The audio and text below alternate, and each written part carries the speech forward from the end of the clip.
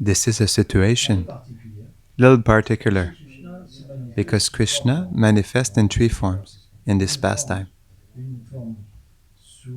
In an aspect of scripture, as a person, and another aspect in the fact that he will give the intelligence to Arjuna to have a perfect discrimination.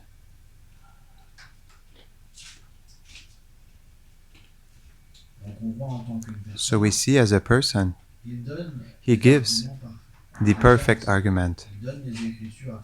He gives the scriptures through the sages, but he teaches through the scriptures how to adapt them. And that is what is interesting to us. We are in front of a fact, accomplished fact. Ashvatham killed during the sleeping of the children of Draupadi. They are naturally the children of the 5 Pandavas. But he is Brahmana. From one side, he can be killed. From another side, he should not be killed. What to do? So Krishna, he says, to respect these two things. But how can someone can kill without being killed? He says it has to be done. It's difficult, no? So Krishna, he always put his devotee in difficult situations, impossible situations. And still, the devotee is always victorious. Why? Because at the same time Krishna gives the puzzle, but he gives also the solution. So what will Arjuna do? Finally, he will take out his dignity as a kshatriya. He will ridiculize it. He will make fun of him, because for a kshatriya, to be ashamed is worse than death. So he will put him in a situation where Ashvatham is in a situation worse than death. And then we can understand in this decision of Arjuna that he is a pure devotee, because the pure devotee always spends his time exclusively to Krishna's decision, to Krishna's intuition that he gives to his devotee. This is why great Vaishnavas, they never commit mistakes somehow, because it's not a mistake, since the supreme actor is behind his devotee. It may look like a mistake, but it's not a mistake, because everything is written in the plan of the supreme will. That's what is important. If we think a Vaishnav made a mistake, then we are ourselves in mistake. Why?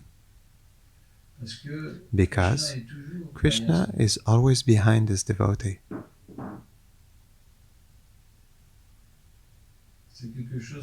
It is something that is important to understand. We should never judge the Vaishnava, and understand that the Lord has a plan behind his actions. There's no choice. Either you think this, or either you think that the Vaishnava is an ordinary being. If he makes a mistake, that means he's an ordinary being.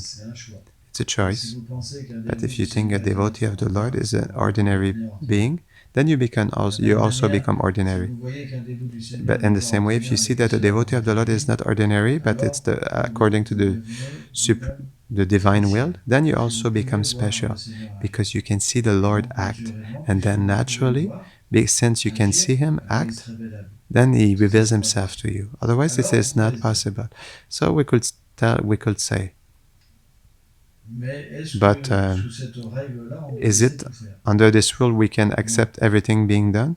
No, because there are scriptures, there are things that a person can do and what a person cannot do.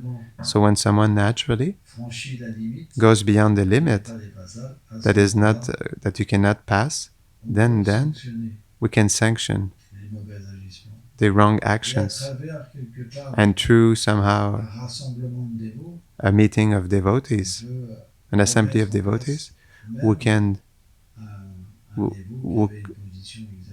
place back even a devotee who had an exalted position to know where is a Vaishnava situated. It's extremely difficult to perceive, because who can go in the heart of someone? It's difficult. So there is a code of conduct that the Lord gives, and we must absolutely, how to say, respect these codes of context. That's why usually Vaishnavas, they respect all the rules. It is because they follow the words of the Supreme Lord. It's not obligated. Some Vaishnavas don't follow. It can happen also because a Vaishnava is free. He is free. But it is something that is rare. Most of the time, Vaishnavas follow rules. Because if they do not follow rules, automatically what will happen? People will follow their example, and the whole society will degrade itself. You understand? That's the point. So since they are representatives of the Supreme Lord, automatically, most of the time, they establish an example so that generations to come follow their example. We see, for example, in the personality of Srila Prabhupada, Srila Prabhupada always followed a strict example. Even when he left his body, he could have not fast from food, etc. But he showed how to live your body. He was a teacher, someone who came in this world to establish the perfect behavior of a Vaishnava.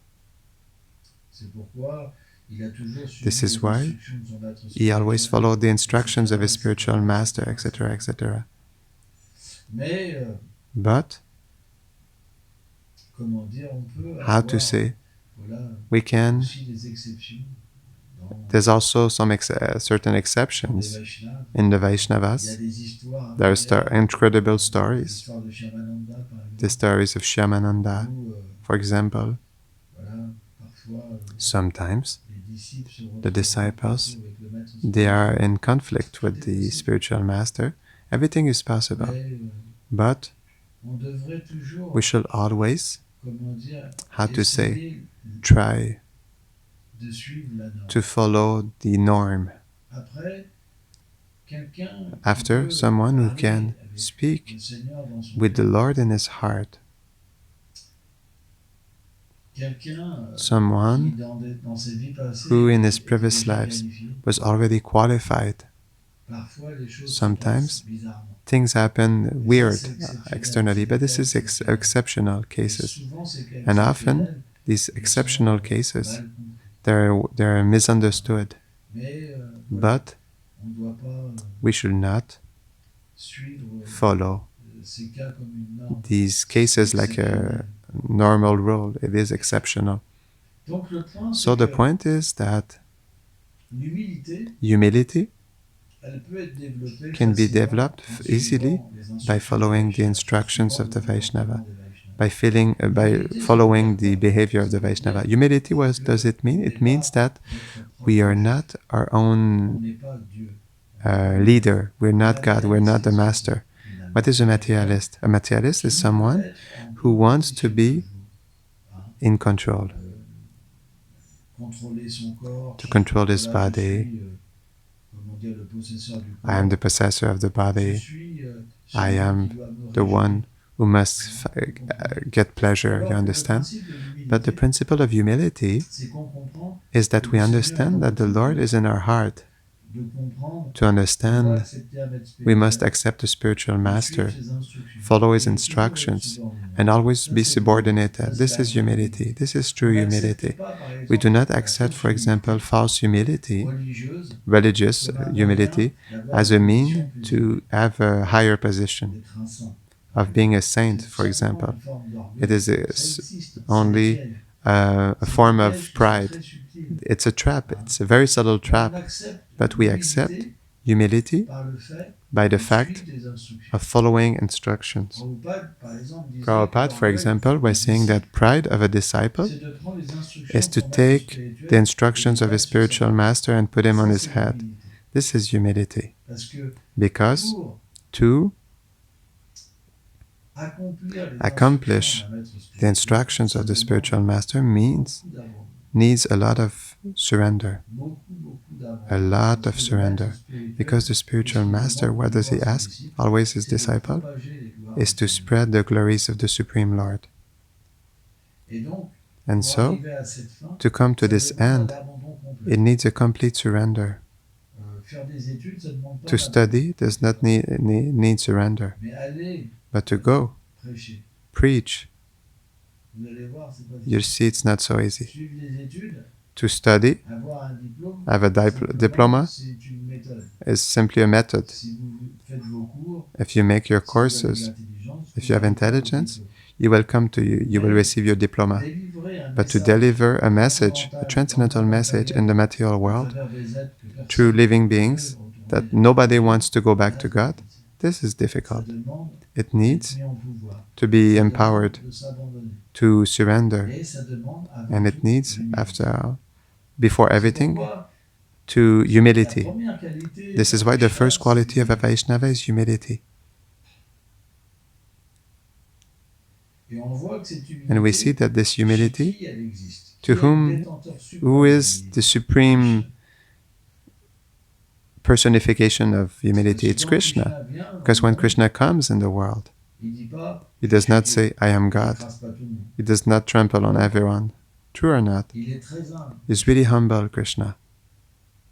He even goes to wash the feet of the guests. That's true. This is the nature of the Supreme Lord, because everything exists in Him. So naturally, those who keep Krishna in their heart, they have humility. It is the nature of a Vaishnava. The nature of a Vaishnava is that, of course, a Vaishnava can chastise someone, but never he feels superior to someone. He fulfills his duty. It's just like a father. He will chastise his children. If he does not chastise them, he does not fulfill his role. And if he does not educate them, what will they become? They will be lost. Unless we receive education from a father, we cannot become a father. Because if the father does not show us the example, how will we become a father? If the mother does not show the example, how can we become a mother? A child does not know how to do it. He needs to learn. In the same way, if a spiritual master does not teach his disciple, the disciple cannot become a spiritual master instructor in philosophy, Vaishnavism. It's not possible. You understand?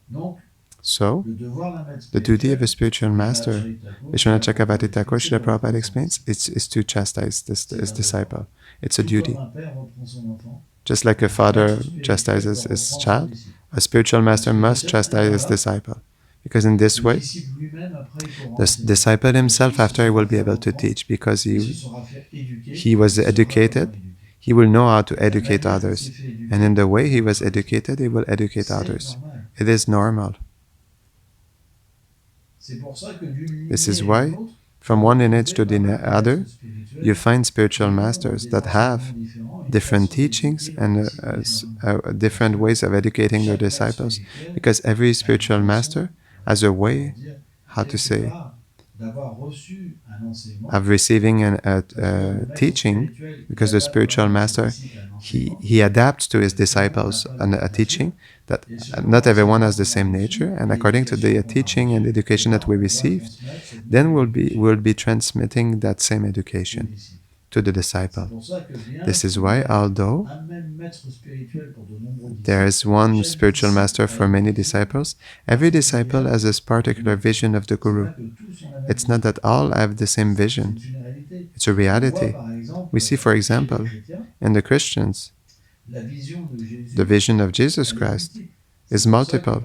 This is why, for example, in the Catholics, they have different orders that represent different charismas, different visions of Jesus, according to the teachings that he gave, according to the activities that he accomplished. In the same way, a great personality like Srila Prabhupada, different vision can be perceived, different charismas can be obtained through a same person. And this is the beauty also of the Sankirtan movement. We say unity in diversity. We cannot all live in the same room. But if a same house holds different rooms with different moods, then we can all live in it, because certain people need to live things differently. This is why there will always be different spiritual masters with different visions, because there are needs that are different. For example, in a larger sense, there needs to be different religions because different people are different, they have different consciousness. It's not complicated to understand. In the same way, when the Lord is present, He manifests in a different way according to the moods of His devotees. And this is the definition of love. Love is never the same, because the feelings, they change according to the living beings. For example, yourself. When you are with friends, you have such feelings. When you are with a loved one, you have such feeling. When you are with your children, you have such feeling. Your feelings change, but it's the same heart. So if these things exist in you, that means it exists in the Supreme Lord. So, the more you will change feelings toward Him, the more He will change His feeling towards you. So if you are afraid, it'll be far away. But if you want to be with Him in an intimate way and love Him, He can be really close. But before all, your heart will establish your relationship. It's very important to understand. It comes from you. At this moment, if Krishna is far, it's because you are far away from Him, because He can be extremely close to you. So it's your heart. This is why Krishna, in the Bhagavad Gita, He explains that only this love can attract Him. So unless we change our heart, unless we have profound feelings for Him, we cannot meet Krishna. It is impossible. Krishna simply will come when you will have deep feelings for Him. So it is your choice. You decide. For example, if you decide to love more a child than Krishna, then you'll have a child, you won't have Krishna. You'll have a child in your heart. You'll have a woman in your heart, a dog or a cat or a rat. I don't know, a snake. But if you decide to love Krishna more than anyone else, so Krishna will come. And when Krishna comes, so He takes the whole space, because He is everything. So it's a choice. We can receive the immensely great, or we can receive the immensely small. What we have in our heart now is our choice. We make the choice. So it's not so easy, because the material world is a world of illusion, where we attach ourselves to people that are so small, since we cannot see what is real, because Krishna stays hidden when we do not want to be with Him. So when He is hidden, we have a tendency to be attached to things, because we cannot be without attachments. And this is the trap of the material energy. And this is why it takes time. And this is why, although we hear about it, it's not so simple. But the principle of devotional service seems to gradually change this nature. It means that we learn to serve Krishna. And at the same time, we have the experience of the material energy. We attach ourselves and we suffer. It's never perfect.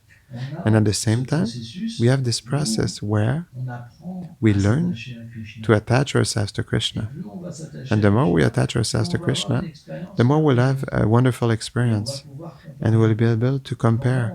And at one point, the two will confront themselves.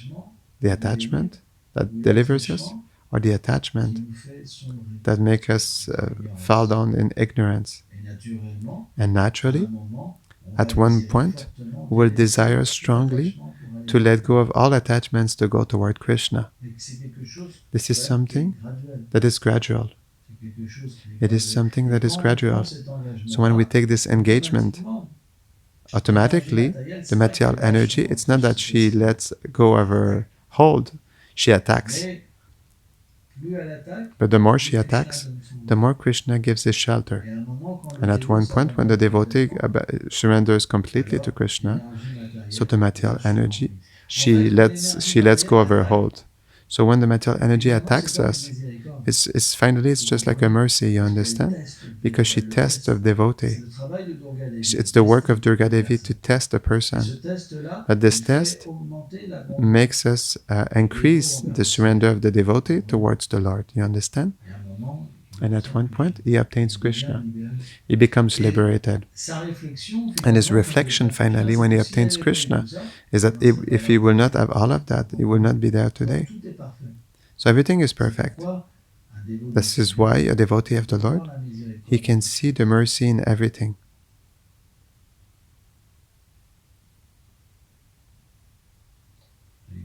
Haribol.